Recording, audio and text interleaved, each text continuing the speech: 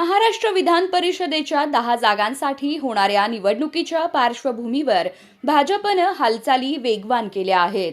पक्षाकडून 5 जागांसाठी तब्बल 30 इच्छुकांची यादी दिल्लीतील केंद्रीय नेतृत्वाकडे पाठवण्यात आली आहे.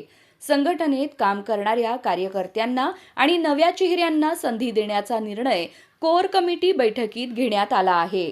सूत्रांच्या माहितीनुसार पोटनिवडणुकीसाठी प्रज्ञा सातव यांच्या नावावर जवळपास शिक्कामोर्तब झालं आहे. तसंच माढ्याचे माजी खासदार रणजितसिंह नाईक निंबाळकर यांचं नावही निश्चित मानलं जात असून त्यांचं विधान परिषदेवर पुनरागमन होण्याची शक्यता वर्तवली जात आहे. ते नरेंद्र मोदी आणि देवेंद्र फडणवीस यांचे निकटवर्तीय मानले जातात.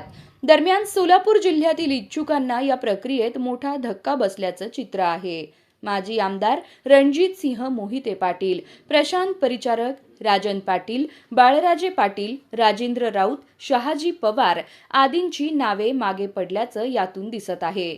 भाजपच्या यादीत माधवी नाईक, डॉक्टर उपेंद्र कोठेकर, मनोज कोटक, केशव उपाध्ये, रवी अनासपुरे, राम सातपुते यासह अन्य नेत्यांचा समावेश असल्याची माहिती सूत्रांनी दिली आहे.